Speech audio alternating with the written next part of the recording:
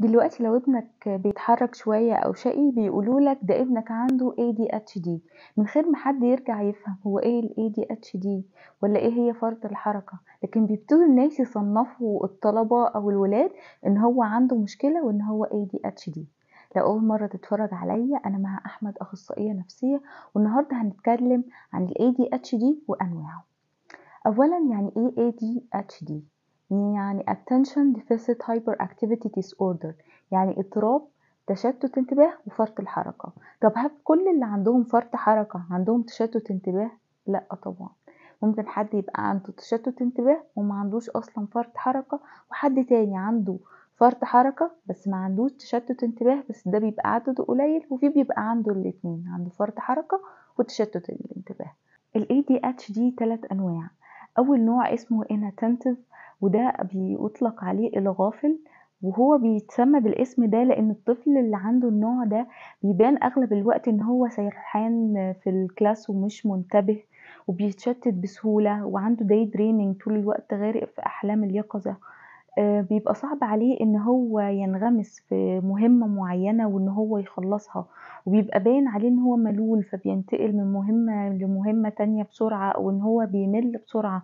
من المهمة اللي هو بيعملها، أو بيسموه الطفل المهمل لأن هو أغلب الوقت بينسى حاجته وبيبقى غير منظم، وبيبقى صعب عليه إن هو يلتزم بتعليمات الكلاس لأن هو ممكن يبقى بينساها بسرعة. تاني نوع من ال ADHD هو ال Hyperactive Impulsive أو فرط الحركة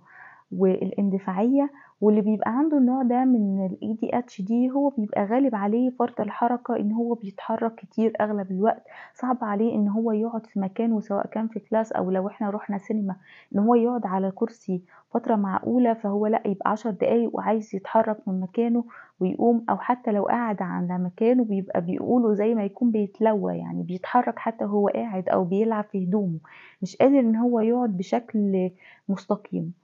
وبيبقى برضه عنده اندفاعية، فبيبقى صعب عليه إن هو يستنى دوره، فبنلاقيه حتى لو هُم قاعدين بنتكلم بيبقى هو الشخص اللي بيقاطع أغلب الوقت، وبيبقى هو شخص talkative أو متكلم، بيبقى أغلب الوقت عايز يتكلم حتى لو هيقول كلام ما لوش علاقة باللي إحنا بنتكلم فيه.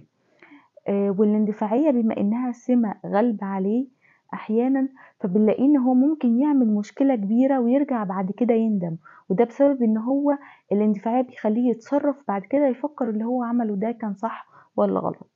تالت نوع من أنواع ال ADHD ده الcombine أو زي ما نقول mix ما بين الاتنين، بيبقى فيه 6 صفات من ال inattentive أو الغافل، و6 صفات من ال hyperactive impulsive.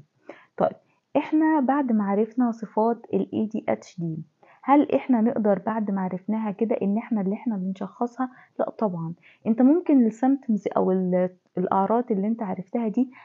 هتنوّر عندك حاجة إن أنت تشُك إن حد عنده الأعراض دي أو عنده ADHD، بس لو أنت شكّيت إن ابنك أو طالب عندِك عنده ADHD مش أنتِ اللي هتشخّصيه أو مش إحنا اللي هنشخّصه، لازم يروح لسايكولوجيست أو دكتور نفسي أطفال، هو اللي هيقدر يشخص ده عن طريق مقاييس معينة بيعملها للأطفال بتبقى مخصصة ليهم، وبعد ما بتطلع النتيجة بيبقى فيه بقى خطط علاجية زي تعديل سلوك أو أدوية معينة لبعض الحالات عشان تقدر تعالجها. لو انت استفدت من الفيديو ده ابعته لحد تاني عشان يستفيد منه، واعمل لايك وشير، واعمل سبسكرايب أو فولو لو انت على الانستجرام عشان تعرف في الفيديو اللي جاي ازاي تقدر تعلم ال ADHD، أو لو حد عنده تشتت انتباه بس ال inattentive type ازاي ان انت تقدر تعلمه بشكل صحيح، أو لو هو ابنك ازاي تقدري تتعاملي معاه وان انت تساعديه ان هو يتحسن في الدراسة. كان معاكم مها أحمد.